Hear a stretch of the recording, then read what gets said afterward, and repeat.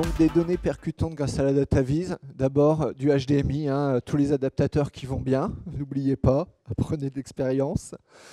Qui je suis? Je vais passer très rapidement. Donc Thomas Fournaise, je suis chef de projet, je m'occupe de tout ce qui est données grosses, ouvertes, les visualisations. Et je suis autodidacte en grande partie sur ces sujets, vu que c'est quand même des sujets assez récents, assez nouveaux. Les données et leur représentation, donc les données, ça existe depuis très longtemps. Ça existe sous beaucoup de formes également. Par exemple, dans les grottes de Lascaux, les premiers dessins, on peut considérer que c'est des données. Il y a de l'information qui est portée par la donnée. Et la visualisation, ça va permettre de les représenter de manière compréhensible pour le plus grand nombre, et en particulier de trouver des biais, des problèmes, des modèles ou autres. Quand on a un joli tableau de ce type-là, super, on a des chiffres, on imagine qu'il y a une règle. Avec le graphe à droite, c'est quand même beaucoup plus facilement lisible, et on voit tout de suite qu'il y a une corrélation linéaire. Donc c'est à ça que ça sert en grande partie la data vise, c'est à représenter les données de manière compréhensible et surtout visuelle. La data, donc tout à l'heure on disait c'est nouvel or noir ou pas. On a les données qui sont transformées en information. L'information c'est bien, mais c'est encore mieux si c'est des connaissances. Et des connaissances sans décision, c'est pareil, ça sert à pas grand-chose. Donc quand on fait de la data vise, il faut bien voir au final l'idée de la décision, à quoi ça va servir derrière. Sur l'aspect nouvel or noir, en général, les gens imaginent que c'est ça aussi. Je forque un petit peu sur le sujet du data scientist. Je pense que beaucoup de gens l'ont déjà vu. Ouais, super, on a beaucoup de données, c'est open bar, on va être riche, on va en faire beaucoup de choses.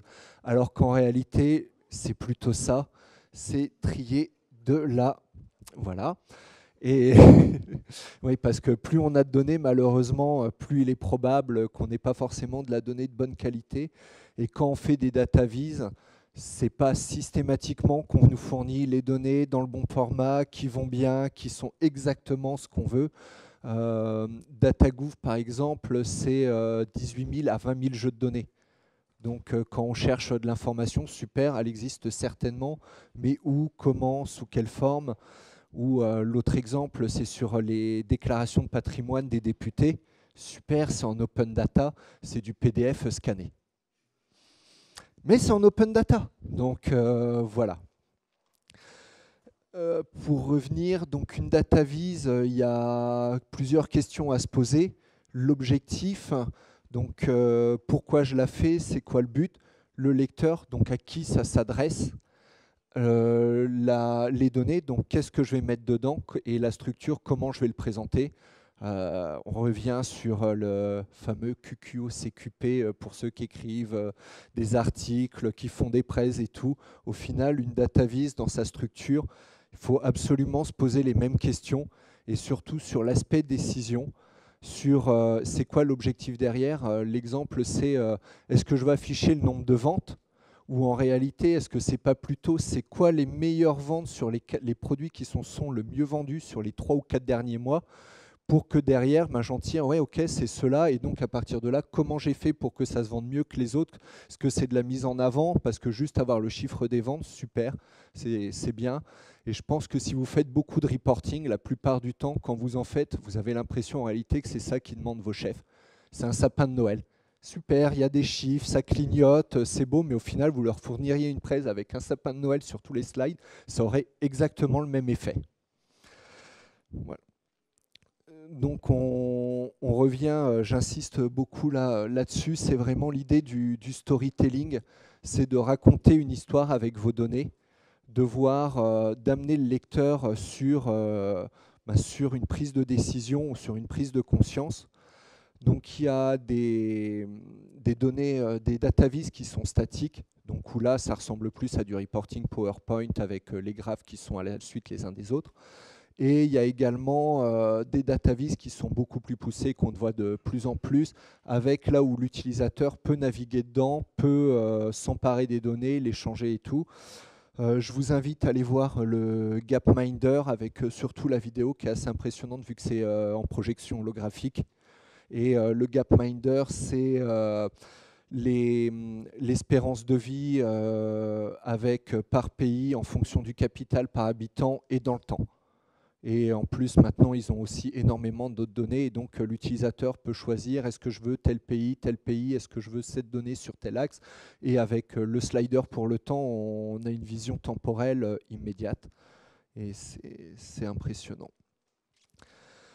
Pour rentrer un peu plus sur le sujet de comment réaliser une data vise, en général, on considère qu'il y a 7 phases. Alors après, c'est extensible ou au contraire, on peut les regrouper.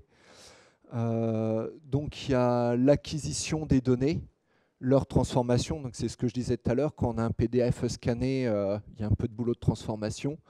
Du filtrage pour virer les données qui paraissent aberrantes aux premiers abords. Explorer, donc c'est en tirer déjà des formules statistiques ou autres pour avoir une première idée de comment se comportent les données. Les représenter, donc là, il y a différentes manières qu'on verra. Affiner en fonction de la représentation, donc c'est repartir sur un cycle. Est-ce que j'ai des données aberrantes? Est-ce que ces données aberrantes, c'est pas plutôt des singularités? Par exemple, un peigne de Dirac, pour ceux qui ont fait de la physique, c'est plat, sauf de temps en temps, et c'est bien le de temps en temps qui est hyper intéressant. Ou si on regarde les impacts de foudre, c'est pareil, c'est la notion, c'est la donnée qui n'est pas nulle, exceptionnellement, qui est intéressante.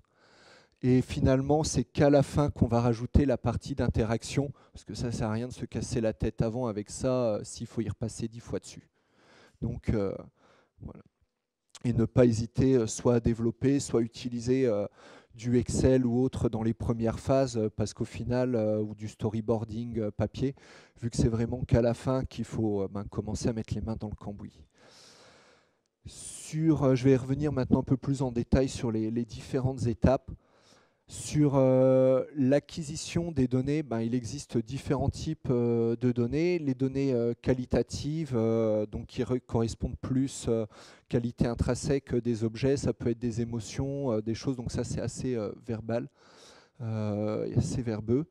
Il y a les données catégorielles, grand, petit, blond, brun, roux, etc.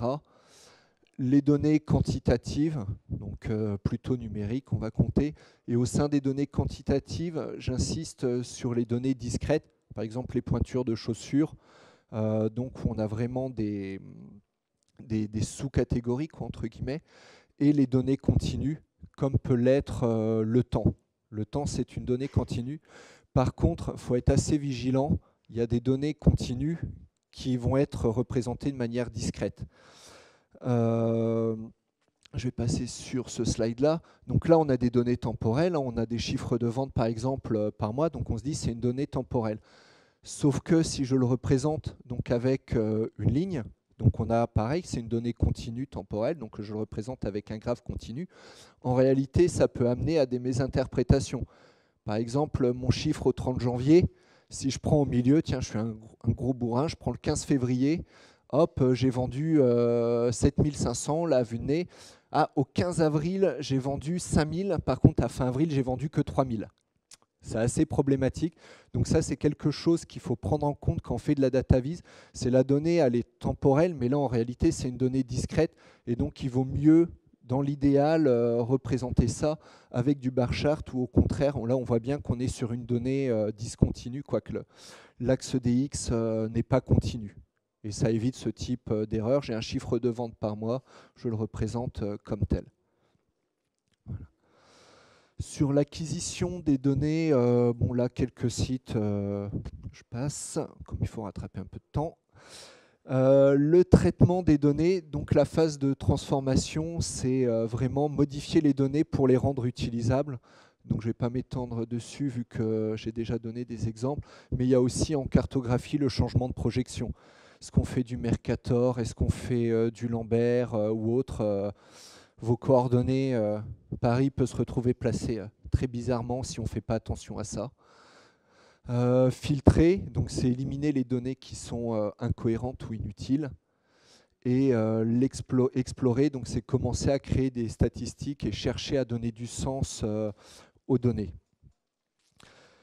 Leur représentation, donc après, c'est les afficher sur un graphique. Donc il existe différentes méthodes là-dessus. Affiner et finalement interagir avec. Donc quand on cherche à explorer et à affiner les données, il faut faire attention à certaines choses. Par exemple, la moyenne. On peut avoir des jeux de données qui ont la même moyenne et qui représentent absolument pas la même chose. Là, on voit bien que la distribution est totalement différente sur ces trois graphes. Donc, c'est aussi à ça que sert la data vise. C'est quand les représentants, on se rend compte que c'est des jeux de données différents. Et il y a un exemple qui est hyper connu, c'est le quartet d'Anscombe. Donc, en fait, c'est 4 jeux de données qui ont toutes ces propriétés-là qui sont exactement identiques. Donc on se dit que mathématiquement, quand même, il y a de fortes chances qu'en fait, ce soit un seul jeu de données et qu'on l'ait coupé en 4. Donc ça, c'est si on ne fait pas de data vise, on se dit ok, super, mais ce n'est pas 4 jeux de données différents, c'est un seul jeu de données. Alors qu'en réalité, on se rend compte que c'est quand même 4 jeux et 4 distributions qui sont bien différentes. Voilà. Sur Internet, vous pouvez retrouver la liste des points et tout si jamais vous voulez vérifier. Mais on se rend bien compte que là, c'est hyper important, avant d'aller plus loin dans une data vise, de bien regarder comment ça se représente au premier abord. Et surtout, que c'est assez facile de mentir avec les graphes. Voilà, hein, comme on dit souvent, vous avez déjà dû l'entendre, il y a les mensonges, les sacrés mensonges et les statistiques. Avec des données, c'est hyper facile de leur faire dire ce qu'on veut. Tout à l'heure, je vous donnerai un petit exemple avec Steve Jobs qui l'a déjà fait, qui n'hésitait pas à le faire aussi. Et c'est simple. Voilà, donc par exemple, avec des modèles temporels, il suffit de zoomer sur une partie du graphique pour montrer que ouais, ces 3 derniers mois, le chômage a diminué, par exemple. Par contre, on va zapper les 3 dernières années d'augmentation. On a exposé les stats, mais sur les 3 derniers mois, on est très bon. Ça marche dans les deux sens. Hein. On peut mentir avec les proportions. Donc, on ne respecte pas les règles de proportion entre les données et c'est facile aussi que quelque chose qui soit très grand paraisse plus petit ou à l'inverse, qu'une petite augmentation paraisse énorme. Les points de départ, des axes et des échelles. Ah ben oui, évidemment, ça a sauté, on est sur Mac. Donc, pareil, il ne suffit de pas commencer à 0 et on va changer les effets d'échelle. Je vais vous montrer des exemples juste après. Donc, il existe un facteur de mensonge. Normalement, c'est une petite division.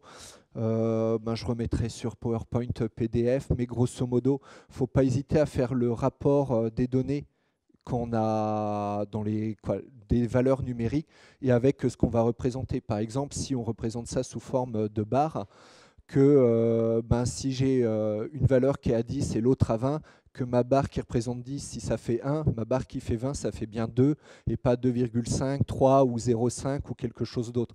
Parce que sinon, tout de suite, on fausse la lecture. Par contre, ça, c'est quelque chose qui peut être fréquemment utilisé. En particulier, je vais le montrer avec la notion d'air. Quand on représente quelque chose sous forme d'air, c'est bien l'air qui doit doubler et pas le rayon. Sinon, si on double le rayon, l'air est quadruplé. Donc tout de suite, on se trompe sur le facteur multiplicateur et ça fausse la lecture. Ici, voilà, j'ai changé mon petit axe temporel, donc on se dit waouh, super, j'ai une belle augmentation, la pente est plutôt bien, alors que si on commence à 0, tout de suite, ça envoie un peu moins de rêve.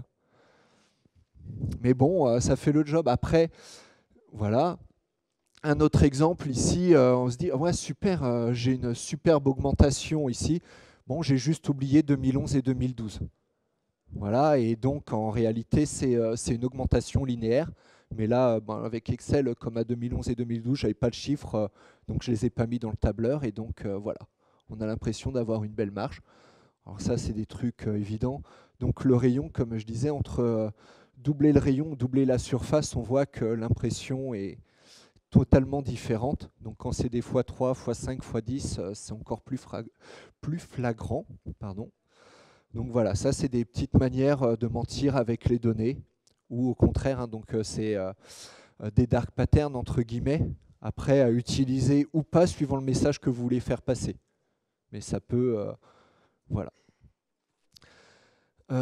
Également, corrélation n'est pas causalité. Ça, c'est quelque chose d'important. C'est pas parce que j'ai deux courbes qui se suivent qu'il y a forcément un lien entre les deux. Alors là, c'est encore un peu tôt. Quand je dors avec les chaussures, je me réveille avec un mal de tête. Donc, suivant le nombre de Web Tonight que vous ferez, vous pourrez expérimenter. Donc, corrélation, causalité, ou rien du tout peut-être. Corrélation. Ouais, le facteur de corrélation, la corrélation, c'est j'ai beaucoup bu, donc j'ai pas pris le temps de me déshabiller et je me réveille avec le mal de crâne, c'est normal. Par contre, ça n'a aucun rapport avec le fait directement. Donc voilà, ça c'est des choses auxquelles il faut faire attention et bien prendre le temps de se poser la question. Il y a un site super connu, tylervegan.com, comme donne des exemples, qui prend des chiffres qui n'ont aucun rapport et qui montrent les facteurs de corrélation. Donc là, c'est le nombre de films avec Nicolas Cage par an et le nombre de noyades qu'il y a par an aux États-Unis. Il y a un facteur de corrélation. Voilà, il existe. Après, le lien, je ne porterai pas de jugement. Également, un autre point, c'est sur les biais et les préjugés. Voilà, je vais prendre un exemple. Pendant la récession, les ventes d'alcool ont augmenté. Une première analyse directe, je pense, c'est ouais, les gens buvaient pour oublier que l'économie va mal. Maintenant, si j'avais dit que les ventes d'alcool ont diminué, il n'y a plus d'argent et donc ils ont moins consommé d'alcool pour cette raison-là. Et donc ça, c'est des biais, il y en a énormément. Et donc c'est pareil, c'est pas forcément parce qu'il y a un lien qui paraît évident au premier abord qu'il existe forcément. Donc ça, c'est quelque chose sur lequel il faut faire attention. Un autre point sur la manipulation des chiffres, c'est les variations entre pourcentage, point de pourcentage, valeur absolue. Donc ici, quand on passe de 5 à 10%, combien de pourcents est le changement? J'ai entendu 100%, ouais, 100%. Donc 5% en tout cas, c'est le nombre de points de pourcent d'augmentation. Et c'est bien 100%. Par contre, 10% représente bien 200% de 5%. Voilà, donc c'est quelque chose, c'est pareil, de temps en temps, repasser sur des valeurs absolues. Ça peut éviter de raconter des bêtises au début, surtout quand on est sur les pourcentages où on a tendance à s'embrouiller hyper rapidement. Voilà, donc c'est un changement de 5 points. Et également, on se rend compte toujours sur les valeurs absolues ou pourcentages. Là, c'est des exemples qui sont assez connus aussi. C'est sur les dépenses militaires par pays. Donc, en valeur absolue, les États-Unis, voilà, premier, la Chine, la France, etc. Par contre, en pourcentage du PIB, le tiercé gagnant change complètement. Après, on pourrait aussi, on part sur ça, mais on pourrait se dire, il y a d'autres manières de biaiser. Imaginons un État totalement où le seul pouvoir centralisé, c'est l'armée. Donc, le budget de l'État, ce serait 100% militaire, parce qu'il a décentralisé tout le reste. Et donc, quand on va commencer à comparer avec d'autres pays, ça n'a en fait aucun sens. Donc, les données qu'on récupère, il faut surtout quand on compare entre pays et que c'est des données budgétaires, il faut bien regarder sur quel périmètre ça se pose et ce que ça représente. En général, on est sur le PIB, mais on pourrait le ramener par habitant ou par beaucoup d'autres chiffres. Et donc là, pareil, toujours en fonction du message qu'on va vouloir faire passer, il faut être vigilant sur ce qu'on utilise et être assez transparent sur les données qu'on a utilisées. Voilà. Les différents types de graphiques, donc il en existe beaucoup. J'ai montré quelques barres graphes, des lignes. Il y a des cartes, les graphes empilés, des flux. Après, il y en a deux qui sont assez intéressants et qui sont malheureusement pas assez utilisés à mon avis. Il y a les sparklines et les petits multiples. Donc les petits multiples, en fait, c'est très utile en phase d'exploration, surtout quand on fait de la data science. Le but, c'est de représenter, alors, je vais plutôt mettre celui-ci. Voilà, on a des variables et on fait une matrice pour représenter les liens directement entre les différentes variables. Et donc l'intérêt, c'est qu'on va essayer de voir s'il y a des liens entre certaines variables. Donc là, on se rend compte, ah ben là, ça paraît assez linéaire, donc ça peut être peut-être intéressant de regrouper ces deux variables en une seule quand on va faire des algorithmes de big data derrière, parce qu'on va diminuer le nombre de dimensions, celui-ci aussi. Et donc très rapidement, ça permet d'avoir une vision de ce qui se passe au sein de nos données. Voilà, il y a des outils qui permettent on rentre son tableau et ça génère ça derrière directement. Donc ça évite d'y passer du temps. Et ah ben oui, c'est pas la bonne version. J'avais sauvegardé juste avant. Les Sparklines, c'est ce qu'on voit sur les sites de bourse. Donc on a le nom du titre et après on a la dernière valeur et on a un petit graphe. Et ce qui est intéressant, c'est qu'en un coup d'œil, on s'en fiche de savoir que hier ou il y a une heure, l'action elle valait 10,1 $. Ce qui est intéressant, c'est la tendance. On a tout de suite sur du moyen ou du long terme. Là, à la Poste où je travaille, on commence à l'utiliser sur le reporting pour les sites web. C'est pour le nombre de visites, le nombre de pages vues et tout. En général, on voit les graphes où c'est hyper détaillé, alors qu'en réalité, ce qui est intéressant, c'est la valeur finale et la tendance sur les derniers jours, les derniers mois, voir si on augmente un peu, beaucoup ou si on régresse. Et donc maintenant, surtout, comme vous avez vu, de temps en temps, ça peut être très verbeux, nos prêts. Donc comme ça, on a les chiffres et on a la Sparklines qui est juste à côté et ça évite de mettre aussi 50 graphes détaillés sur une page chacun, ce qui a très peu d'intérêt. Là, en un slide, on réussit à condenser l'info. Le dernier point, après, c'est sur les types de graphes. C'est très important de regarder en fonction de ce qu'on va vouloir faire. Est-ce que c'est des comparaisons? Est-ce qu'on veut représenter une distribution, une relation ou des données composées? Donc, de quoi est composé mon ensemble? Là, pareil, sur ce site-là, on voit c'est récupérable facilement. Et donc, par contre, quelque chose qui est important, on se rend compte, 3 dimensions, c'est hyper dur à représenter. En général, on arrive sur du bubble chart avec l'axe des X, une dimension, axe des Y, deuxième dimension, la taille des bulles, troisième dimension. Et quatrième dimension, après, c'est un peu dur à ajouter. Donc le Gapminder, l'exemple que je donnais tout à l'heure, c'est un slider pour le temps. Et après, il y a aussi la couleur, mais après 4-5 dimensions, ça devient quasiment illisible de manière intuitive par la personne qui doit regarder. Ça nécessite explication ou accompagnement. Voilà, donc les graphes en 3D, on en voit souvent des pie charts comme ça. À votre avis, c'est qui a l'air la plus importante, le chiffre le plus important là, sur les quatre couleurs? Bon, on a le violet qui est important, entre le bleu, le rouge et le vert. Ouais, le rouge. En fait, le bleu et le vert, c'est exactement le même chiffre. Donc déjà, sur le bleu et vert, c'est exactement les mêmes valeurs qui sont rentrées. Donc, même là, moi, en étant de travers, ça me donne un effet de profondeur, donc déjà, je ne vois plus. Et donc, en réalité, avec de temps en temps, il faut bien se poser la question de ce qu'on représente. Là, avec des barres, l'erreur, elle est quasiment infaisable.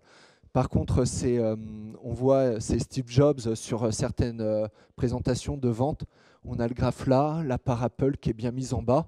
Et comme ça, sans chiffres, on ne sait absolument pas. Il suffit de ne pas dire les chiffres. Il n'a pas menti, c'est juste les gens qui imaginent que. Voilà. Et donc ça, c'est quelque chose sur lequel il faut être hyper vigilant. Donc après, si vous voulez, pareil, mettre en avant des gros chiffres, voilà, n'hésitez pas. Par contre, si vous voulez être honnête, de temps en temps, il y a d'autres types de graphiques. Pareil, là, je prends, alors, suivant le cas d'utilisation, j'ai repris un exemple Ask Media pour Datamatch. Sur Datamatch, donc ils font de la data vis, mais plutôt mise en scène dans des infographies. Donc c'est hyper joli, parce que eux, leur but, c'est pas d'avoir un graphe brut de fonderie, c'est de le mettre en valeur, comme c'est publié surtout sur du print papier et sur leur site. Voilà, faut être réaliste, ils ont d'autres objectifs derrière. Par contre, en termes de lisibilité, c'est pas évident.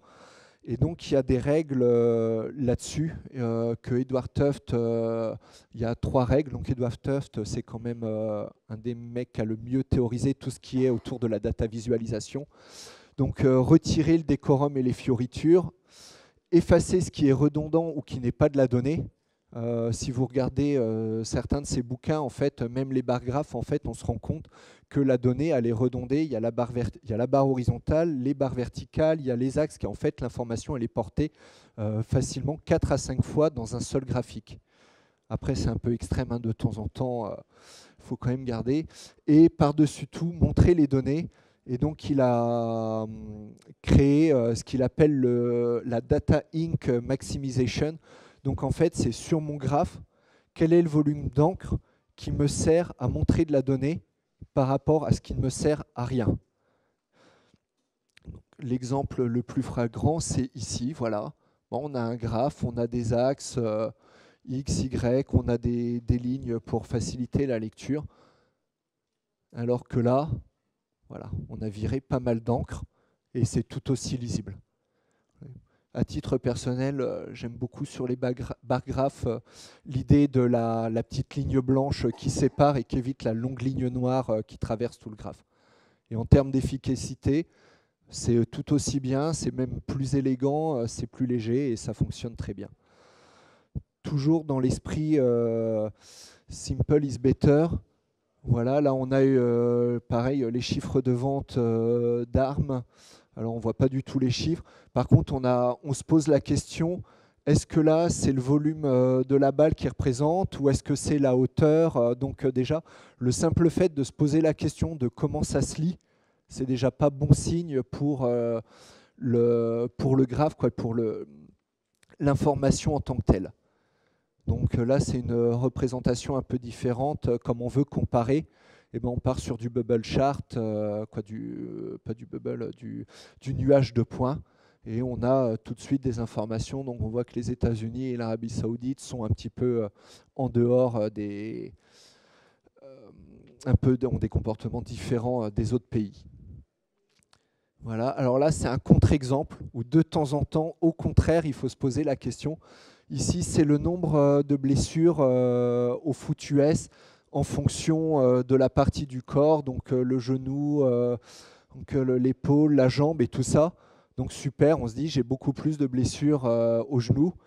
Et en fait, ça a été représenté comme ça dans le journal. Et là, tout de suite, par contre, le fait, entre guillemets, de l'avoir posé sur une carte, donc là, c'est un joli dessin de footballeur US, mais en réalité, ça représente la carte du corps. Et tout de suite, on a l'information utile et importante, on voit là que c'est le genou immédiatement.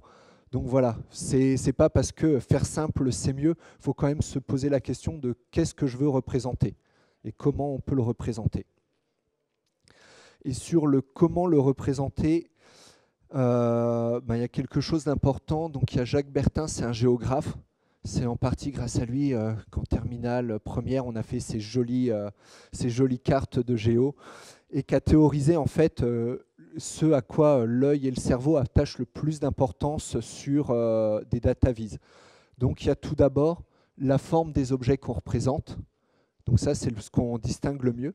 Ensuite, il y a la taille. Ensuite, c'est la saturation. Et on a tendance à essayer de changer en couleur, mais en réalité, l'œil repère mieux la saturation. L'orientation de la forme, les couleurs, qui viennent seulement en cinquième, la position, et finalement la texture.